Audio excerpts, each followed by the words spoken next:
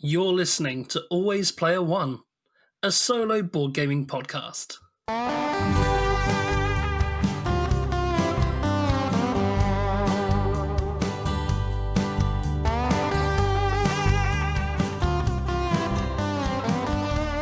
Hello and welcome to Always Player One. I'm Scruffy.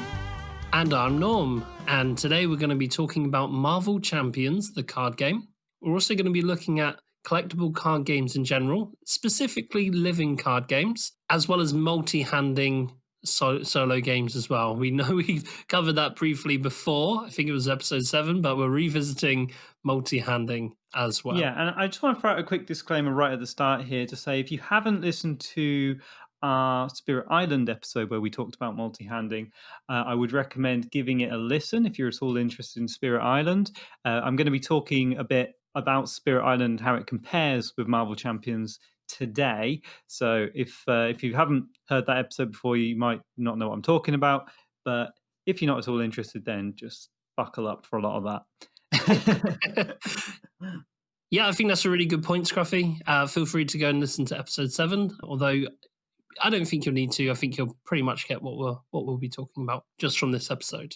Now, before we dive into the main topic and have a look at Marvel Champions and all that other goodness we want to unpack, let's go through some housekeeping because there's a couple of really exciting announcements. The first one is it is now officially the month of December, and that means it's the holiday season. And to celebrate, we have a few exciting things planned. Number one, our patrons will not be charged for December. This is our holiday gift for you all. Enjoy the month for free. Number two, one of the biggest benefits of being a patron is getting access to the planning phase. We're going to make this free for everyone over the month of December. So next week would be when we release our next episode of Planning Phase, which if you don't know, it's a behind-the-scenes show about how we pick our next game that we're covering on the show. This will be free for everyone. It will be released all the same places you normally listen to our podcast. So basically for the month of December, you're going to get content from us every week instead of every 2 weeks, which is pretty cool. Don't you think, Scruffy? Yeah, give you guys an idea of what the little mini-series is. And yeah, I'm excited for you guys to let us know what you think and throw out a bit more content for you over the holiday season. Why not? It's just free content for the holiday. I mean, it's double the content and it's all free and it's our gift to you awesome listeners for being so awesome. Yes. We've got some other content coming up in December. Isn't that right, Norm? Yeah, we got some holiday specials planned. We have a holiday special planned for December 25th and January 1st. So Christmas Day and New Year's Day will be themed. I won't spoil anything too much. It will be a nice surprise for you at the time. The other announcement we have to make is we have a winner for our Mage Night tournament. They're on our Discord as Sunspear. Congratulations to Sunspear. Your name will now appear in gold in the Discord. Well done on your awesome victory.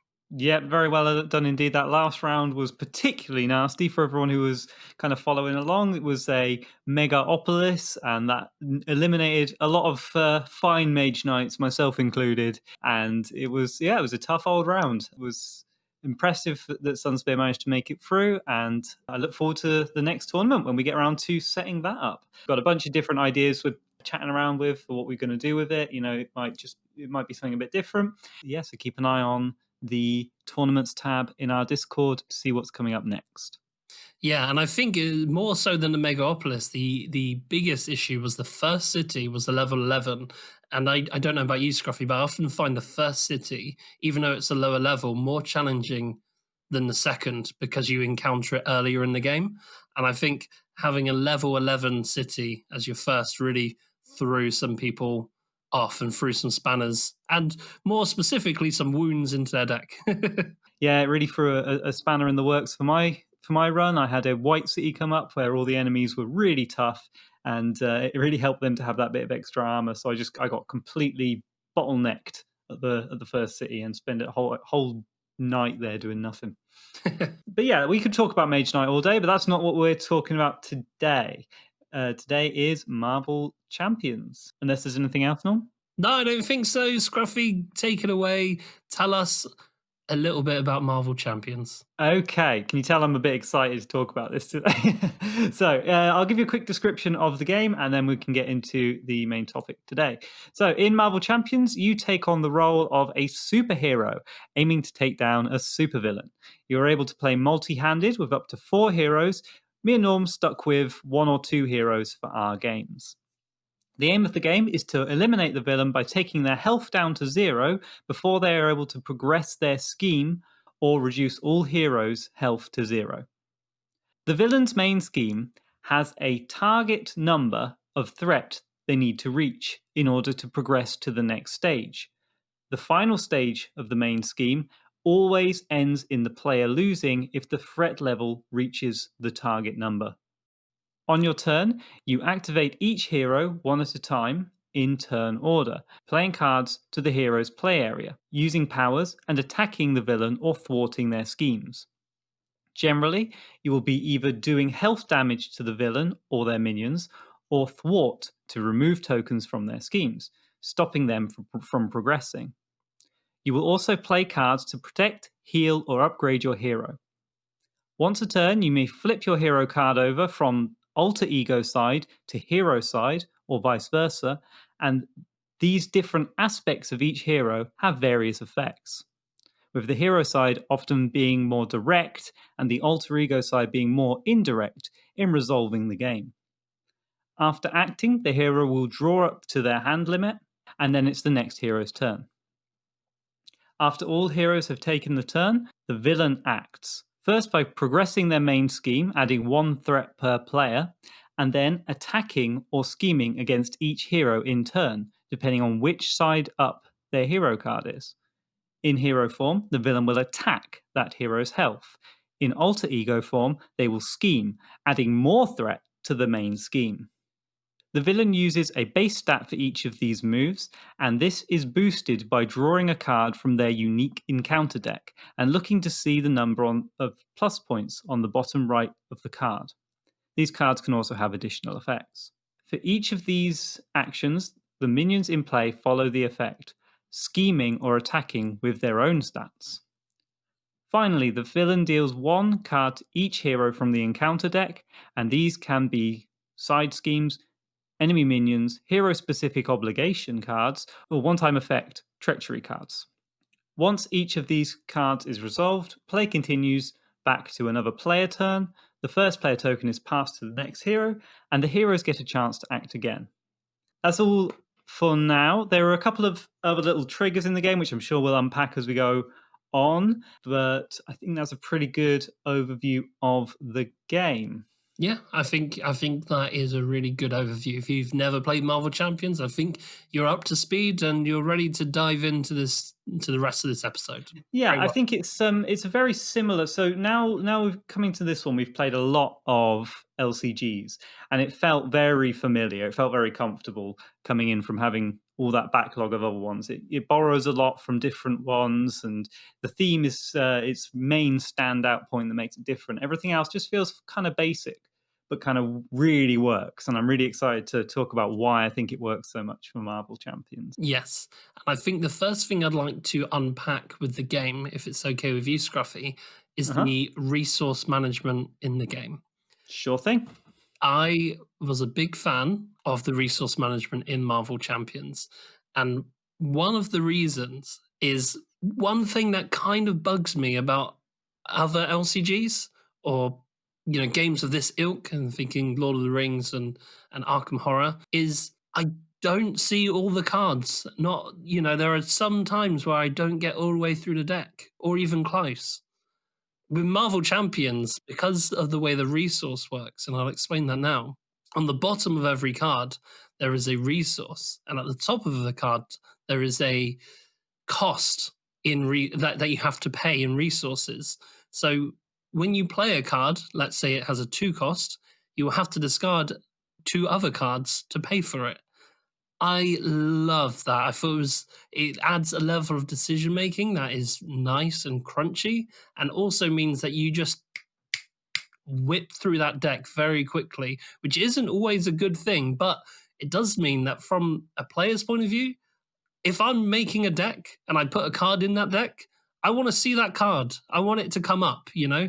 I don't want it to sit at the bottom. I want to get all the way through the deck and see all of them. And we'll come on to why that specifically isn't necessarily a great thing for you playing the game, you know, strategy wise. But for me, that's what I love about card games. If I've put a card in the deck, I want to see it. And I thought this was such a nice way to not just solve that problem, but also add a layer of complex decision making that really make the game sing for me. What did you think about the resource management? Yeah, it's really nice that you have to choose based on what you've got in your hand. Do I play one big powerful card this turn or lots of little ones? And I think just following on from that, it's not like a game where you need to match the symbols. So there are different colored resources for each card, but you can pretty much always just spend any of them. You could just spend two cards for it doesn't matter what's on the bottom right to play this card. But there are some cards that have extra little bonuses if you spend the right resources, and very rarely there are cards that will say you must spend this color on it. So the actual resource type doesn't matter, and I think you said it best when you were explaining the rules to me, Norm. It doesn't matter until it does. And I like that. It makes the game very, very accessible. And accessible is a key word that I'm going to come back to a lot for this game because its accessibility is really, really its strong suit. But that is one example of it where you can just look at your hand and go, okay, that costs two. Or whatever. I might have enough to play both of those cards. I'll do that. I'll play both of those cards. I want to play those cards. I'm happy. And the other cards don't matter then. They kind of fade into the background. The game is very good at making the decisions fun. The decisions are always interesting. And the way that what you just explained about the resources in that they don't matter until they do, that's a really good example of how this game makes decisions interesting. So what I think I'm trying to say is you're never looking at your cards going, ah, I wish I had one more fist resource rather than a lightning bolt resource. Instead, you're looking at your cards going, ah, which ones, like, I want to play all of them. Which ones can I afford to put in my discard pile? Which ones do I want to keep back? You're not looking at, oh, what resources did I draw? You're looking at, they're all good cards. Which ones do I want to get rid of? And that's infinitely more interesting, I think. Yes, yes. I'm going to just dive straight into this now because I think the comparison for me immediately, especially because I was playing multi-handed, I was drawn right to a game like Spirit Island. And the challenge in Spirit Island often is trying to access the different powers and things by, like you say, with matching the sort of arcane symbols. I need two red and one yellow, so I have to play this card. And whereas in Marvels, that's just completely stripped away, and you're left with a game where you can sort of play the cards that you want to play very easily and at a glance. But you do still have to sacrifice stuff. But it's not. So it doesn't feel like a compromise, No, if that no. makes sense. Well, it's not a tedious choice. It's an interesting choice, isn't it? Yeah. I've gotten rid of this card, so I can't play it now, but I can play this instead, rather than, okay, what do I have here? I've got two red and one green, and okay, and how do they work? It's these are all good cards. What can I afford now? What can't I? That might help, and you have to break it down yourself, and it makes it a. Well, sometimes I'll discard a card. I'm like, oh, I wish I could keep both of these, but I have to discard one to play the other. I don't want to play both. Mm. I love that. I love being in that position. The game puts you there Yeah. every But turn, I it's not think. a puzzle. It's not. It's just obvious, and I think that makes it much more fun to play multi-handed because there's a lot less brain burning. Like in a game like Spirit Island, the puzzle lies in trying to unlock the potential of your cards and your powers by looking at the elements and then struggling with your hand to try and make it match the elements on your god power so that it's maximizing the efficiency. Well, that's what I did. And then once you're done, there's nothing kind of left there. The board's just kind of wiped clean, and you have to do it all again and again and again, and that puzzle just keeps on going. And Marvel's kind of strong suit is that even just playing the cards is so much easier. But then it goes another step as well, because then a lot of those cards that you play, some of them are one use, like in a game like Spirit Island, they just happen and they resolve when they resolve. But a lot of them are things like allies and upgrades, and they will sit in play in your tableau. And there's a limit to how many you can have, and they're kind of semi-permanent, so they never kind of clutter up. But that makes them even more accessible then, because they're already in play, so you can trigger them a lot easier than anything in a game where you have to then play the card and then trigger it. You just tap the card and it's doing its effect for the rest of the game. So again, it's kind of leaning on that accessibility. And then from now on, I've got that ally in play for that hero. I can always just use it on my turn and do its effect because it's there, it's already played. It's just more fun. It is more fun, and it's refreshing to play a game like that where, I mean, I love complex decision making in games. I find it really exciting. I mean, we talked about already at the start of this episode, Mage Knight is all about that puzzling stuff out. But trying to do that multi-handed, for me, it's not fun. In this, everything's so easy and light, and you just go, okay, I did it. I took that turn. Now on to the next turn. Brilliant, easy. He's already got an ally out, so I'll attack with the ally. Oh, I can flip my hero, can I, and use that ability. Brilliant. That's easy. It's accessible. It's there. Oh, and I just need to play a card from my hand. Fantastic. Done. It's just so much nicer, just breezing through the games, Yeah. Yeah. No, one thing I wrote down about this point, and I think you're hitting on it, is it's funny we don't talk about what we either of us are going to bring up before the podcast begins. We kind of make our notes separately, and we want it to be as authentic as possible. But one thing you're saying now is almost exactly what I wrote down in my notes, which is the game is very good at saying yes. Like, yeah, I literally wrote that. It yes ands you the whole way, doesn't yeah, it? it goes, yes. Sure. Oh, actually, have you remembered you can use your ally? I'll do that as well. It's yes, you can play this card and you can use whatever resource. Yes, you can target whatever enemy you like. Yeah. Yes, you can use that other hero's upgrade on the other hero's turn. Yes, you can do all the actions you want, then ready everything again before the villain phase.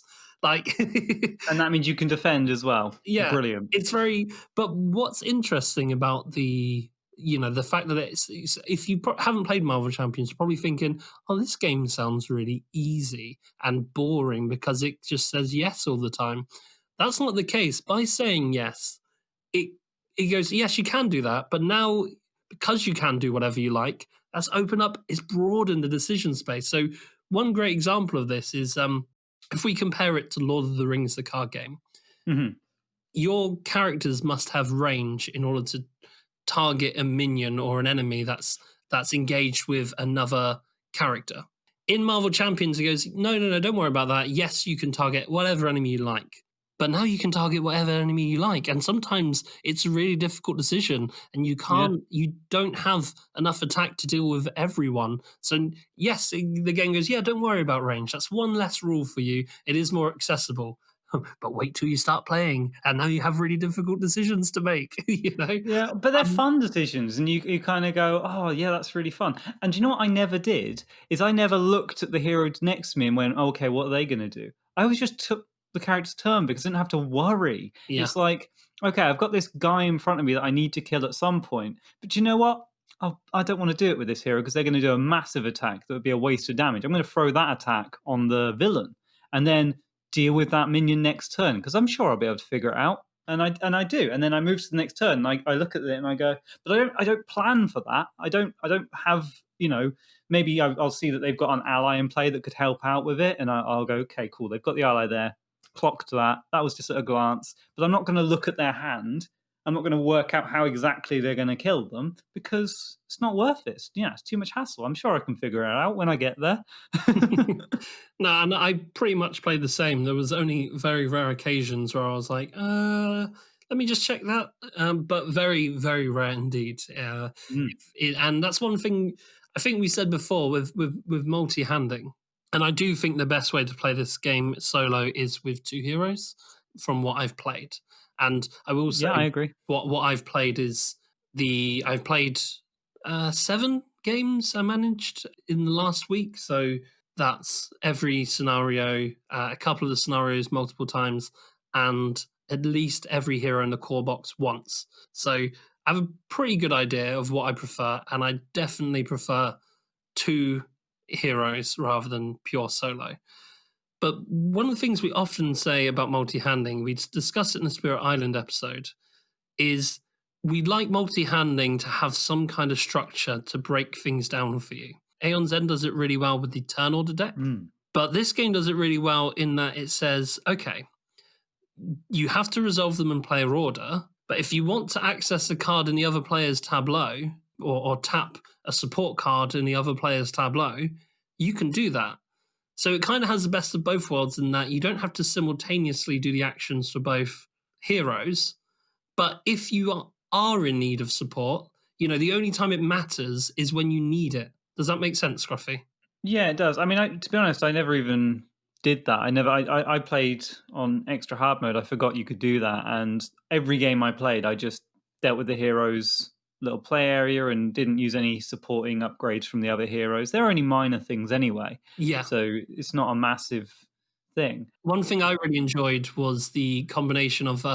I found myself at a point where Black Panther couldn't do much on his turn, so I decided just to spend all my cards and put out Avengers Mansion into his tableau, which, if you exhaust, gives a player of your choice an additional card. And Black Panther was teamed up with She-Hulk, who has a very small hand size. So it was really fun for me to know that Avengers Mansion was in play all the time, and I could tap it on She-Hulk's turn in order to get another card. So yeah, it's like the resource thing. It's not important until it is, right? Yeah, I think the most interesting side for me for comboing them, I have to say I agree that multi-handed is more fun. I think it led to some more interesting stories that came out for the different things. You'd have moments where, for example, one of your heroes would throw everything they had at the villain, but it wasn't quite enough, and then the other hero would swoop in and save the day, and finish them off. And that was just so comic book. I want to return to the theme and how wackiness is kind of so integral to the game. But multi-handed play is definitely where it shines. And I think for me, one of the most interesting mechanics was when to flip your hero and the sort of combining the heroes like that. So you know that when on the villain's turn, they're going to either attack or scheme, depending on whether you've got the alter ego side up for your hero or the hero side. And they're going to do it to both of your heroes. So having one as an alter ego and one as a hero means that they're going to attack and then scheme. But if you have them both one way or the other, then they're going to double scheme or double attack. So trying to get those to synergize and sync up really well was really nice, especially if you do things like stun and confuse, which means they skip an attack or skip a scheme. Yeah, that for me was the most interesting interplay there between the two things, whether you want it to attack twice or whether you definitely don't want it to attack this turn or you want one of each. Yeah. It's a really interesting. It's an interesting innovation, the idea of flipping your because it has your base stats and you can just change your base stats. You can go, okay, well, I'm going to flip it so you can't do any attack. And you protect yourself, don't you? Put up a little invisible shield, like, nope, not going to attack me this turn. I'm going to my alter ego. Yeah, and it's interesting. It's even more interesting because some of the cards require you to either be in alter ego form or hero form to activate as an action. So if you've got a tableau in front of you of just hero cards, it's probably quite a tough choice to go back into alter ego because you're not going to be able to do as much as you're used to doing on your turn. So the way you build your tableau and the way the cards that you choose to play really make that decision a lot more interesting as the game and the narrative emerges from the gameplay. Very, very. And what's really interesting about it is it's kind of encouraging you to switch every turn, which makes it feel very active and fun because often the hero will have a passive ability on the alter ego side or even just a bigger hand size, and then an activate ability or that you can attack or thwart on the hero size, which involves tapping the card. So it's a one-use thing for the round. Sorry, exhausting the card. But but the funny thing with that is that if you have upgrades in play, you could use all the hero upgrades and then switch to your alter ego form and use all the alter ego upgrades. So it's very tempting to do that, but circumstances might make it so that you don't want to. So if you're on really low health and you're in alter ego form when your turn starts, it might be too dangerous to switch to hero form. Yeah. Yeah, and that is a that's a story. That's a consideration based on the game state. And I think that brings me on to my next big sort of highlighted word. If we've got accessibility in big lights, we've also got reaction focus. The game is all about focusing on reacting to the situation. What's just been played in front of you? What's coming? What's happening around you? You need to now react to it. You're dealt a card. It's a minion. You need to kill that minion. You need to get rid of it. It's not a game like Spirit Island where you sit there and you meticulously plan for a sequence of events and set up this pattern of things that need to happen. That, okay, I'll do this to move these two people to this space so that then I can move them to this space. Now they're on the coast, so that means that when this card's played, it will kill those two. Oh my god, no, it's none of that. It's just there's a dude there, you need to hit that dude. It's your turn. What are you going to do? I'm going to try and hit that dude, aren't I? And that's nice. That's so simple and so nice, but it also feels fun. It feels like a comic book. It feels like, oh, a side scheme has suddenly sprung up and the villains are trying to do whatever, rob some weapons. You need to resolve this now because otherwise every turn they're going to be getting plus whatever. Okay, we got to switch and go and thwart that scheme. Yeah. Side schemes are one of my favorite things about the game, and I'll dive into that in a second because one of the things I have to bring up later is the villain design, because I think there's some very clever stuff there. But carrying on from what you were just mentioning, I wanted to talk about just how joyful an experience it is. It makes me feel like it's just fun. It's just really fun to play. Mm. I found myself narrating my experience as I was playing it, like aloud, without even realizing. I'm just so engrossed in what I'm doing. I'm sat there going, yeah, and then I'm going to play this, and then I'm going to tap that, and that means that they're dead, and I'm going to then move on to this character, and then they're going to do a haymaker, and then that progresses the villain to his next phase, and oh my goodness, their health has just increased because of this weird rule. Oh, and I'm talking aloud to myself, like the same way children talk to themselves when they play with I toys. literally did that today when I was playing. I was sat next to my partner. I was literally doing exactly what you just said, and I was like, okay, so that means it's I was playing Doctor Strange. So Doctor Strange is going to use his special magic power, and then that means that happens. Brilliant. So now it's not Hulk. Yeah, it was Hulk. Yeah, I was playing Hulk. Was I playing Hulk? That's not important. Yeah.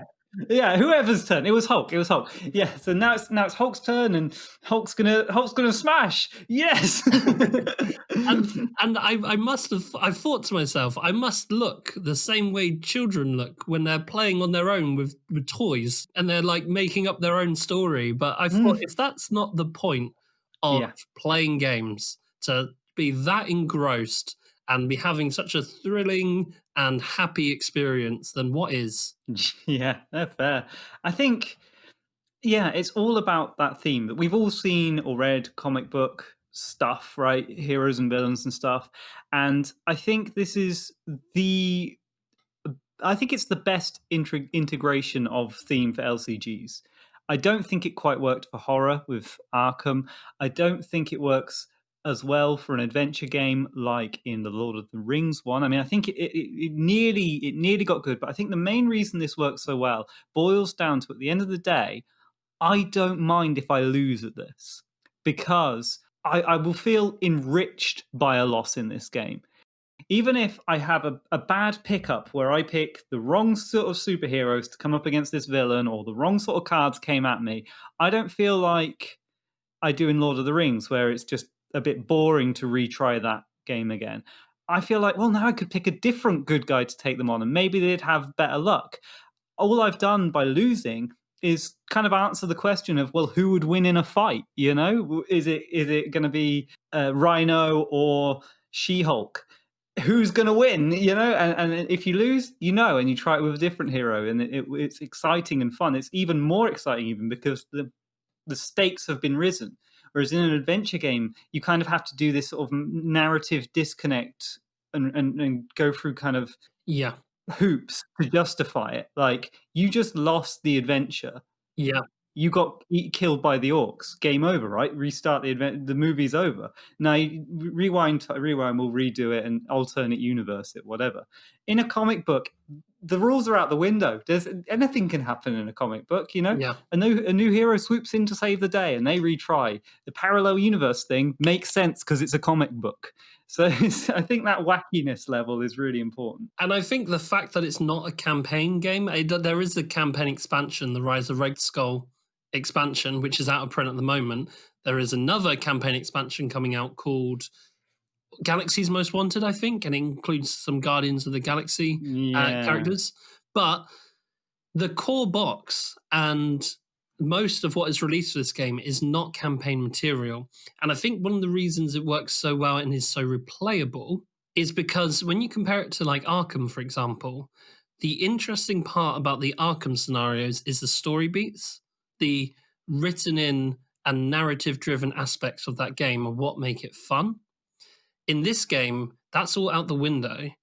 What is fun is the really infinite combinations, and I'll get onto that now. In fact, I'll unpack it now. When you play a scenario, you don't just choose a villain and choose a hero.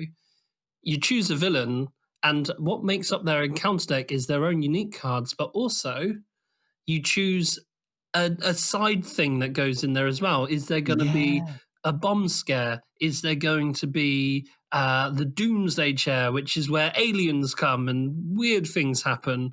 And that can really alter the difficulty. It can really alter the story that it tells. And if you're the kind of person who likes coming back and trying new things, new scenarios, you're really going to have a great time.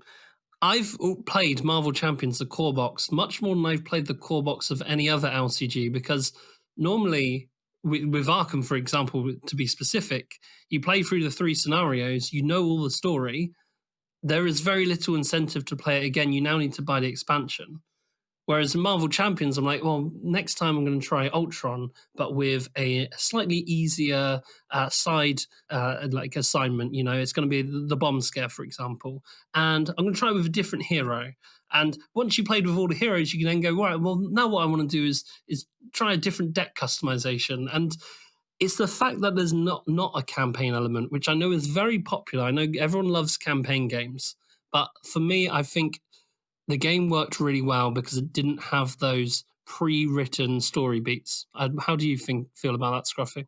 Yes, I mean, there's so much to talk about off of all that, but I think you're absolutely right that having each one as an individual, it feels like an edition of a comic book. It feels like you're just flicking through one of those sort of micro narratives. It's not a big meta story. It's just you're reading a comic book for today. This is the edition where She-Hulk loses to Rhino. Those are the first 2 that keep coming to my head, and I have no idea why. But this is the edition where Captain America takes on Crossbones, and it's really exciting and fun, and it feels engaging every time. And like you say, even in the core box, there's so much replayability. I played on Tabletop Sim. I played the scripted mod, and I'm going to find out the name of the person because it's an amazing mod. I don't have it to hand, but we'll put it in the description. The mod I used is fantastic. It has, I think, all of the different sets that are out, all the different heroes and villains, and it's scripted, so it's really easy to set up. And like you say, you can add in different cards, but also each hero has their own obligation going in. So they're not only do you see their character in the way they play and that they're your avatar that you interact with the game with, but they also occasionally have a conflict that is specific to them arise. And that I find really, really fun. The obligation cards, the way that suddenly Tony Stark has business problems he has to resolve, and he needs to either send himself or all of his upgrades, his suit, off to go and resolve the business problems. And that kind of just hampers you. I had one of the most exciting moments for me. I was playing Captain America and Captain Marvel, and we were playing against Crossbones, and it was the finale. Like, we just reached this point where everything they turned over to the last scheme thing. Everything had come out all at once. They had barely any health left. We just had to finish them off.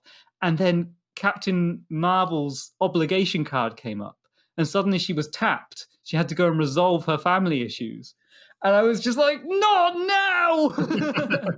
It was absolutely amazing. The immersion in the moment and just seeing this kind of this thing like the villains had set up. They'd just broken out of the bank, just on their getaway in their car, and suddenly Captain Marvel gets whisked away to resolve some family issues. It was so good. It was Yeah, so and good. if I can take that and continue with the comparison to like Arkham, for example, that in Arkham Horror, the characters have weakness cards, but they're in your deck. They're not in the encounter deck like they are in Marvel Champions. They're in your Mm. deck. So not only do you go through your deck very slowly in Arkham, but when you draw that one card at the start of your, oh, I'm just going to draw my one card. Oh no, it's my weakness. Like how that just feels terrible. You know? It's miss a turn, isn't it? Yeah, it's not great. It's just so having it in the encounter deck is basically it's almost exactly the same mechanism, but they altered the execution slightly. And instead of being it's this clunky thing that happens in the game, it's now one of the most exciting things that can happen on your encounter. Part of it is that it means that that turn that hero is likely to be disproportionately affected, and that's one of the reasons again why it works so well multi-handed, because it means that instead of each hero being dealt an encounter card to deal with and having to take damage or have a minion come in front of them that they have to probably deal with themselves or lose one of their upgrades or whatever, it's that that card is passed to the hero whose obligation is. So it might be dealt to the other hero, which is exactly what happened in my case. And that little moment there where suddenly Captain Marvel's just dealt with her problem. She's had, she got a double attack from the hero, from the villain, and suddenly then she also gets family issues on top of it. It's brilliant. Yeah. And another thing that the heroes have, which isn't positive, is they also have their own nemesis. And so I'll give you a real example. Spider-Man's nemesis is Vulture.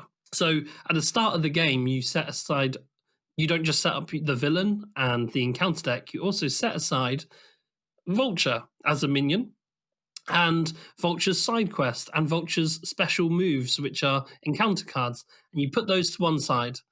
And at some point, you may draw an encounter card which says "Shadows of the Past." Your old villain, your old nemesis, is coming back, and they're gonna do some horrible things. And you have to take your old nemesis, put them in play, engage with you, take out their side scheme, put it out with all the threat that's on there, and then shuffle into the encounter deck all of their special moves. And now you've got this other problem, which is relevant and specific to the character you're playing, that's just interrupted the game. And it's a really exciting moment when it happens. It feels like, oh, now this, go away. And it's really fun, really fun. Yeah. Yeah, couldn't agree more. I do want to circle back to the Guardians of the Galaxy expansion thing now. Yeah, sure. Because I've always had a bit of a thing with the Guardians of the Galaxy. I like the Guardians of the Galaxy movies. I think they're fun. I think they're a laugh. I have never understood how they kind of fit into the Avengers world. And I'm not a real Avengers buff. I haven't even watched the movies, to be honest. But thematically, I don't get it. And even more so for this game, I don't get how they're going to work in it. Like, I'm not at all interested in this upcoming expansion, I've got to be honest. And if you are, fantastic, great, more powerful to you. But I think it's mostly things like none of the Guardians galaxies have an alter ego. They are just, space hero people, right? They're just the Guardians of the Galaxy. You don't have Rocket Raccoon as a person working in a coffee shop and then Rocket Raccoon, the space pilot. He's just Rocket Raccoon, yeah? Yeah. Like, Yeah. one of the joys for me for this game is that in the heat of the moment, you can switch back to Peter Parker. You can stop spinning around and attacking and web swinging and just go back to being Peter Parker for a bit. Go and get a home cooked meal from Aunt May if she's in play, Yeah. and that is lovely. And again, it enriches this kind of wackiness of the game that you everything's kind of mad and bizarre and exciting and high power, and then it just kind of grounds itself again Yes. as you kind of have those obligation cards come up, or as you have, whatever mundanity kind of be exploited by or inflicted upon your characters. I think it's amazing. Yeah, it's really, really charming, isn't it? You know, you could be in the middle of a fight and then Peter Parker gets notified that he's getting evicted from his flat because he hasn't paid his rent. Mm. It's funny and like you said, it's wacky and it fits the theme really, really well. I can't comment on the Guardians of the Galaxy expansion because it's not out yet and I haven't played it. So Yeah, yeah, you that's know, true. That's true. I think I just wanted to kind of throw out there that I just don't understand the thematic incongruity there, if that makes we'll sense. have to see. We'll see. We will. One thing I do want to add to that though is you mentioned how you're not a particular Marvel buff. If anybody who knows me knows there are two things that I generally don't like. One is Marvel. I'm not a fan of the MCU. I haven't seen the films. I'm not interested at all. Don't talk to me about it. And the second is Dude, you know what this episode's title is? and the second one is collectible card games. I've never been like I've played Lord of the Rings card game, I played Arkham Horror, and I've played a few others. I've dabbled with Magic. I've dabbled with Netrunner. I've played these games, but none of them have grabbed me. None of them have kept my attention for long enough for me to really dive into the deck construction side of things, or even enough to want to play it again and again in the way that Marvel Champions has. And I think that speaks volumes about how charming the game is, how clever the mechanisms are, and how just fun it is to play for me who doesn't like Marvel or collectible card games to want to play this game every day. And apart from today, where I've had work and now I'm recording the podcast, I've played this game every day since it arrived on my doorstep from the postman. So Yeah, I've played nonstop basically since I learned the rules, and the rules I want to say are really easy to pick up. Like maybe it was just because I've got all the experience playing the other games, but it felt just so simple. And I think it's that thing you were saying about it being a yes game that most of the time, yeah, you can do that. Like it's very rare that you go, no, no, you can't do that. yeah, I want You to do can a just thing. Well, you can do it. That's fine. yeah, you can just do it. It's great. So on that, just quickly on the deck construction side, because since I've been playing on tabletop sim, and I do just want to throw this out because I'd feel remiss for not saying it, but I don't want to dwell on it. I think the LCG model is terrible business wise. I can't understand how they can justify charging as much as they do for each individual deck of however many cards. I think it's crazy to me. If you like it, great. I personally think it's just a very exploitative business model. So I don't see myself ever getting a physical copy of this game unless I can get a full set that someone's saying second hand or whatever. But playing on tabletop sim, I'm obviously swimming with choice. And so I haven't dived into constructing the deck yet because I've been just every time a new hero or a new combination of heroes is exciting enough for me. I haven't moved away from their standard decks.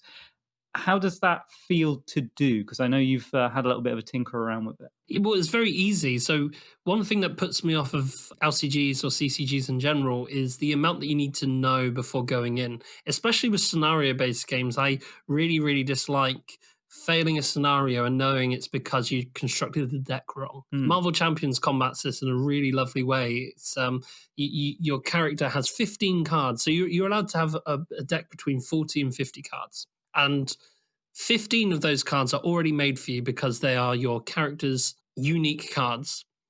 It then says pick an aspect. You can have, from the top of my head, you can have justice, protection, aggression, leadership. Is there anything else I'm missing? I think that's all of them. So once you've got those 15, you just pick one of those aspects and you choose cards from them. And a lot of it is kind of done for you. It says things like you're only allowed one of these per player or per deck. So you can't stick two of those in. Okay, that's fine. So you don't have to be a mastermind of deck construction. It's more a case of, I'm curious, how does Spider-Man play with protection? Because he's pretty good at back flipping out the way and defending anyway. How does protection work? And you just, swap in those cards. Boom. You've just constructed a completely unique deck. And if you're really, really into deck construction and making really weird combos with your deck. And that's the joy of collectible card games for you. You're probably going to be left a little bit unsatisfied with what Marvel Champions has to offer. But if you're in the same boat as me, as somebody who gets more of a joy out of the fun and unique gameplay elements and the mechanisms of the game, and you're only curious to the deck construction side of things, then this is perfect for you. It really solved a lot of problems that I have with collectible card games. And to your point about the LCG model, I agree wholeheartedly. However, because I feel like this game, unlike Arkham Lord of the Rings, is a much more replayable because it's lacking those story beats. I don't feel like I have to buy expansions. However, I will because I feel like I get to. That's a big difference for me. I'm like, yes, I do want to try a new hero, but I don't need to. I'm not missing any of the story elements. I don't need to buy the next thing. These cards aren't going to phase out like they would with, a card game like Magic the Gathering, for example. There is no necessity for me to buy the next thing to keep playing the game. Whereas I feel like with some of the others, there is a built-in sort of necessity for you need to keep purchasing. I think that's lacking here, but that's a good thing that it's lacking. Do you understand what I'm trying to say, Scruffy? Yeah, absolutely. And if you really were keen to see what was out there, you could hop over to Tabletop Sim, like I keep saying. I mean, I personally really like it on that. I mean, just going to your point of constructed decks, I love constructing decks. I could spend ages constructing Magic the Gathering decks or whatever, and I'd enjoy it more than actually playing the game. I think playing the game with something like Magic for me always feels more like just a means to show off what I've made rather than actually to interact with the game mechanics, Yeah. if that makes sense. No, I agree. I got really into the deck building in Lord of the Rings LCG and trying to make it really slick and efficient and deal with any problem that came up. But what I tended to find was that I had decks for different situations. Like, okay, this scenario, if you play it on the hardest difficulty, it often beats you first time. And you go, okay, so this scenario is one that needs the questing to be done. This scenario is one that needs big enemies to be taken care of. And then I'd have a deck that I'd sub out for each of those things and be able to resolve it with that, which was a fun little puzzle in itself. But I think it, like I've mentioned before, was a bit disconnected from the theme in that it broke the immersion by losing. I would be so frustrated with that. I would Yeah. find that so frustrating. Yeah, and it was to an extent. I'm looking forward to trying out the deck building in this. I've noticed that some of the Rise of the Red Skull things allow you to kind of, it looks like, combine some of the aspects, which I'm very interested to check out. Like I think Spider Woman has two different ones. She has, I think, aggression and I think justice as well. justice. Yes, so that's mind blowing. But to be honest, I'm just having so much fun working out the different synergies between the heroes, and that in itself is almost a construction element because you're trying to work combos out between the characters, which is quite fun. So I think there is definitely room for somebody who's interested in trying to find these little combos and exploits to play even without touching the deck building. And it goes to the villain side of things as well, because when let's say you try a new villain and when you build the villain's encounter deck, as I already alluded to, you customize the encounter deck, or you're allowed to customize their encounter deck with new, I can't remember what it's called in the game, but they're like side scenarios going on, like there's under attack or bomb scare, as I keep saying. So that's another sort of construction element that, although it's not, something you have to sit and think about, it's fun to try. If you're curious, you could just slot it right into the game. Yeah, and it is just like one or maybe two cards, isn't it, that you put in the villain deck? Well, it depends. Some of them, there's quite a lot. It depends on what you choose, and I find that really fascinating. And another part, See, I've just been following because it gives you usually a recommendation of which,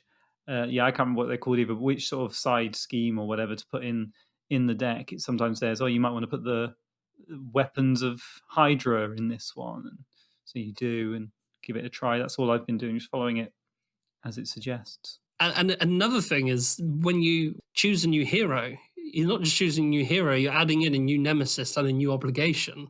So playing again with a different side scheme for the villain and a different hero means you're playing with encounter deck, which is slightly different to what you played before, an entirely new player deck, a new nemesis, and new obligations. So even though it's the same scenario, it's almost a completely different experience. And I think that's Yeah. really great. It's just And brilliant. and the interplay between if you play multi-handed, the two heroes you play. This time we'll play Iron Man and Spider-Man. See how those two get on together, as opposed to whoever, you know? Yeah, super, super, super fun. It's very replayable, very, very replayable. And I just want to quickly touch on the other thing for replayability, which is the two difficulty modes. And I've mentioned before how I find difficulty modes in games often really a bit awkward and a bit bad, especially in solo games. But I think this is the first game I've met where I have really enjoyed the difficulty settings a lot. I used the normal setting for my kind of learning games when I played my first 2 or 3 games, but then every other one I've gone up to expert because I found those ones a little bit easy to walk through, and they have been so hard but so rewarding. Like every time I've just been like, "This is impossible. This is broken and they're cheating and there's no way I can win," and then I win and I go yes. And it's lovely, but I've known every single game that if I did lose, I just want to do it again. And like I've mentioned before, I'd just be excited by that loss. I'm kind of at a point now where I always want to. I haven't lost yet, luckily, only by the skin of my teeth. But I'm excited for when that loss happens because I feel like as a player, I will have developed a nemesis that I'll need to tackle. You know, I've still got a few villains to try, and we'll see. Have you experienced that? Have you tried? Have you tried any expert? No, no, I haven't. I haven't tried expert yet. But one thing I like about the difficulty in this game is it's not just standard or expert. It's the fact that you can, like I said, slightly alter the villain deck as well. That's true. You Yeah. can you can play against. Let's say I set up the with the components in the core box. I could play against the hardest villain, but with the easiest side, modular encounter part of their deck. How would that work out? Would it balance it out? Would it be substantially easier? I don't know. It's not just a case of like the expert mode is there, and it, like you said, it's very engaging. I'm looking forward to trying that. But Mm. there's also this kind of nuanced variable difficulty that you can tweak and alter yourself. So Yeah, I cool. should probably say how the expert difficulty works in this because it's not just a token thing of give the enemy more health. I mean, that does happen, but you get a whole kind of different setup. So you get a whole different set of cards that go into the encounter deck that are just nastier, and they're a lot nastier. And I don't know, I feel like that's a really cool change that they've put in so much effort into it. Yeah. That yeah, I'm just trying to remember how they increase the difficulty in other LCGs off the top of my head. I'm struggling to think how they did it. I don't even know if they did have varying difficulty in Arkham. Yeah. No, I don't remember there being much varying difficulty between the different games.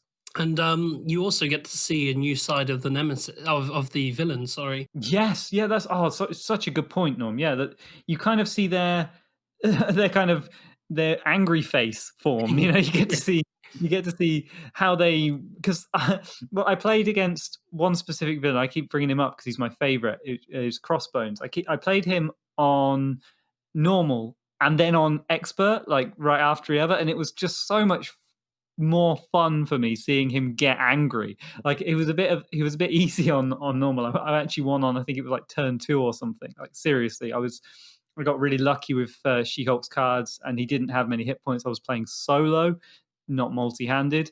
But then we moved up to playing on harder mode with multi-handed, and the game just felt like a completely different game. And the only word for it is just so rewarding. Like the whole time it was like it was like a roller coaster. There were these tosses and turns of power, shifting things. He was doing all these different spikes of things happening, and then it was my turn, and I was like, "There's no way I can handle all these things." Oh wait, and then it was like that lovely moment you get, and that's kind of the games like Yu-Gi-Oh try and capture with the but if I draw my lucky card, but you don't have that silly thing. Instead, you just have, what can I possibly do? And you look at your hand and you look at your hero and you figure it out and you resolve it, or you get partway there and then pass over to the next hero and just hope they can do it. And it's like a superhero story. I don't know how else to describe it. Brilliant emergent narrative. Great example of emergent narrative in games. Exactly. But yeah, brilliant. I think it's more than emergent narrative. It's kind of emergent pacing. That it's intertextuality, I guess. I don't know what the word is, where you have like something that the game mirrors the form of a comic book movie or comic book story, right? It kind of hits that blow by blow, spiking power and things in a really fun way.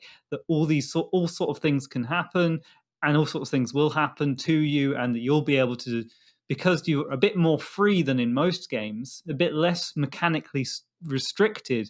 You're a superhero in this game. You can break the rules. You can fly around and attack those villains that are engaged with somebody else. Oh my God, without special powers, because you're a superhero. So of course you can flout the rules a bit.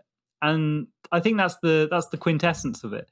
That it feels like playing as a superhero because it's so free. Yeah, absolutely. And as I alluded to right at the beginning of the episode, that freedom then comes with a trade-off of a deeper decision space, which for any gamer should be enough to get you excited and jazzed up to play the game.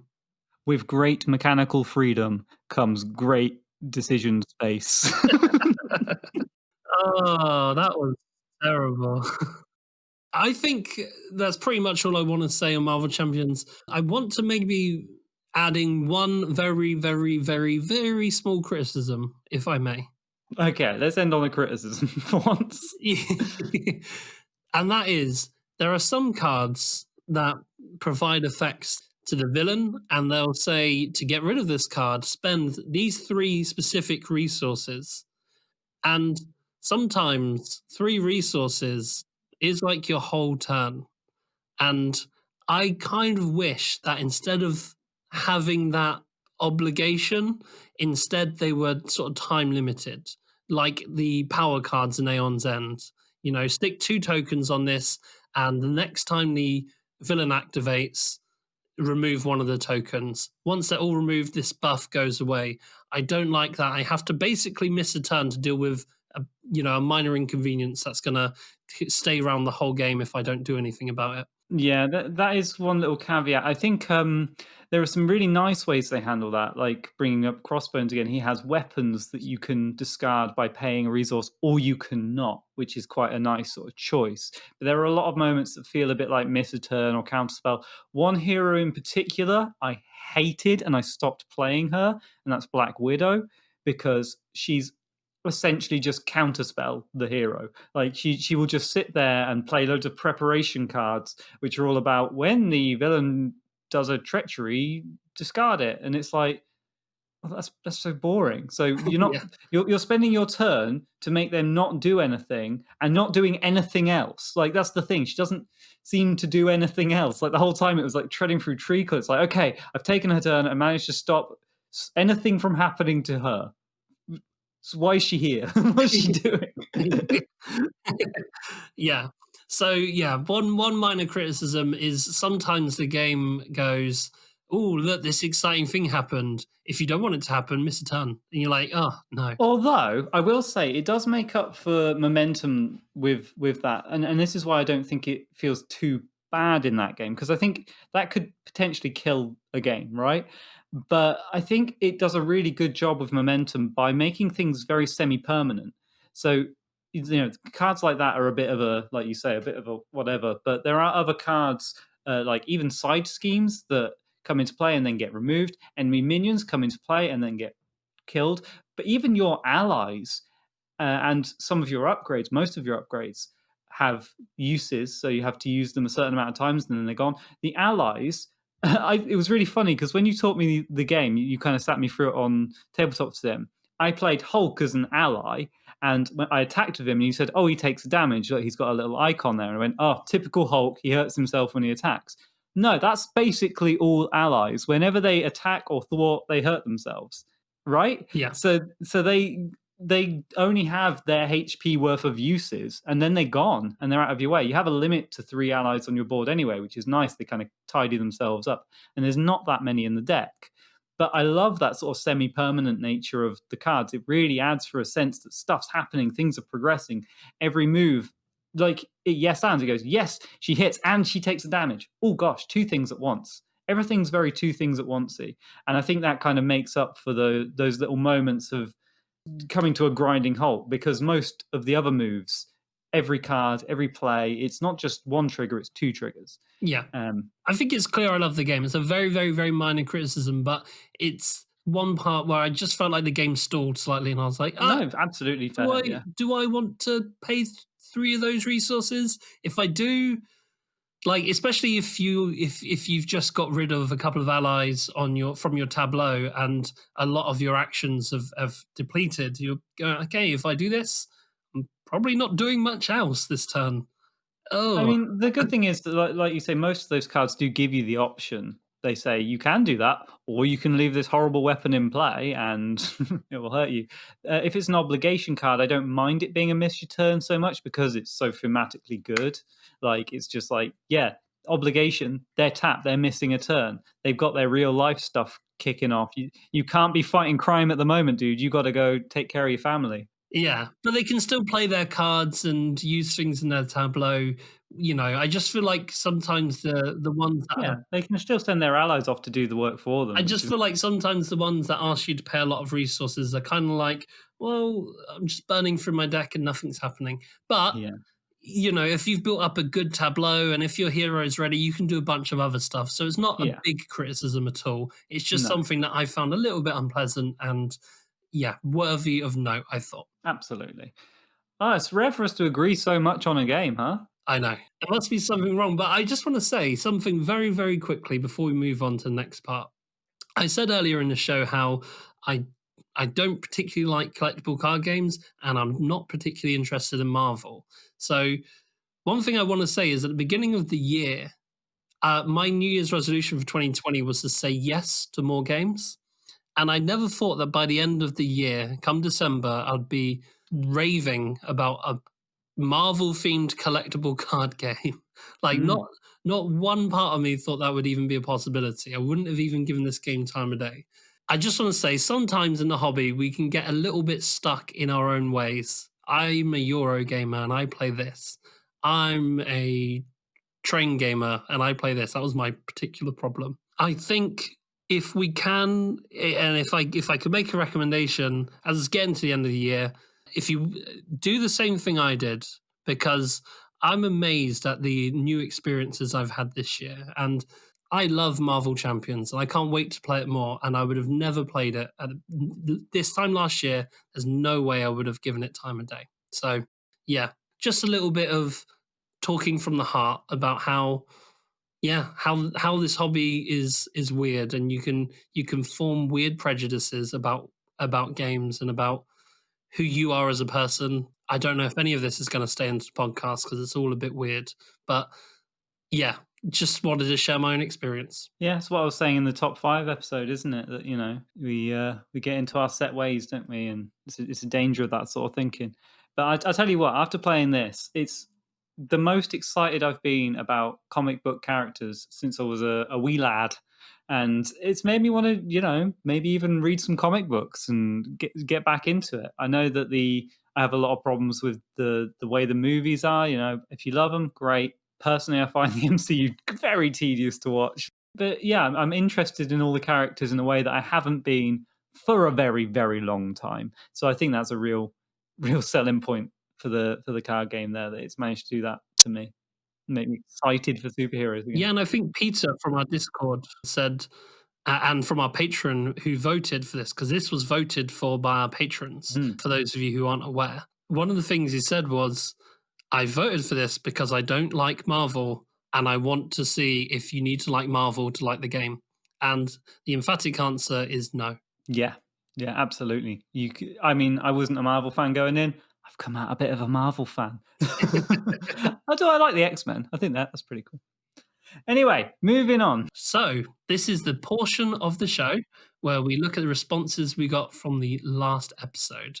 As always, we're going to ask you, the listener, another question. And yeah, hopefully you find it interesting. Scruffy, what's the question for this episode? Okay, the question this episode is, what game has surprised you that you didn't think you'd like going in, but you came out of it with maybe a newfound interest in a whole genre of games or a whole theme of games? Which game has surprised you? Excellent. So, I think, to be honest, all of next week's responses are going to be people telling us off for being mean to Spirit Island. But we'll see. Have a listen to our Spirit Island episode if you want to know our total views on it. The only thing I didn't like about it was the multi-handed experience. I loved it solo-handed, didn't like it multi-handed. If you want to make yourself angry, go and listen to that. Okay, so the last question for last episode, because it was about a print and play game, Black Sonata, we asked, what is something you have made yourself, either a game or a gaming accessory, you are proud of? Please send us pictures. And we got a bunch of responses in our Discord, which I'll try and go through some of those now. So we had one from Rumpel Frumpkins, who is a member of our Discord community. Mhm. And they said, I made a print and play copy of Villagers, which turned out okay. It was one of my first larger builds and took me forever. But in the process, I really fine-tuned and streamlined my personal process of how I print and play games. I made it assuming solo play, but my partner ended up really liking it. So I'm not allowed to play it solo. But it's interesting how when you build a game, you're not just building it, you're also finding out a little bit about how you're going to make it and what you're going to remember next time going into your next build, you know? Yeah, absolutely. Brilliant. Yeah, I think that's one of the challenges for us when we've tried to make our every 5 episodes print and play thing, is that we want to get good at making games and try taking ourselves out of our comfort zone with just consuming games. Like for me, I have to get myself off tabletop sim. You know? Yeah. And for But me, I need to stop getting my wallet out. yeah, so it's nice for us to be able to have that tying us to trying out print and playing and making something for ourselves, which is what we've been doing, and was particularly fun with Black Sonata. I'm looking at my copy of it now. And Steve Schlepphurst, who was on our episode about PAX Premiere, Yeah. he also wrote in and said that he made a double layer Great Western Trail board, and he modeled a bunch of 3D printed inserts as well. And then he added pictures. So he added pictures of the Great Western Trail insert that they made, and also some of their 3D printed ones, and they look incredible. Yeah, very impressive. Really, really good, isn't it? Very impressive indeed. Very, very jealous of them having a 3D printer. That's such a cool little tool if you use it right. And I love the look of the. There's something really special about having that sort of multi-level thing for keeping tokens in place. I remember the first time I played Terraforming Mars, somebody had one of those little clear, I guess you call it a 3D printed plastic thing where you put the tokens in. I just haven't, it hasn't felt right not playing with one since, because you could so easily lose track of the tokens on those little sheets. Brilliant. We also had one from Jota CE, who, apologies if I'm mispronouncing your Discord username, you can correct me on Discord. They wrote in and said, as a fan of print and play, I think the last episode question is for me. And then sorry in advance for spam, and then just proceeded to put endless. Oh, wow. These are such cool pictures. I know. So If for anyone listening, by the way, this isn't good podcast material. Me just looking at pictures. If you're interested in seeing these pictures, hop on over to our Discord. Links in the description. Listener questions. You can see these really nice pictures of various different things. We've got a chessboard there. We got what's this one? it's a board for Onitama, actually. Oh, is it? Of course it is. Yes, 2 small pictures. Oh my god! Yeah. I'm more distracted by the little figures below it and then that map. What game is that? Westeros map. It's I guess they're Game of Thrones pieces.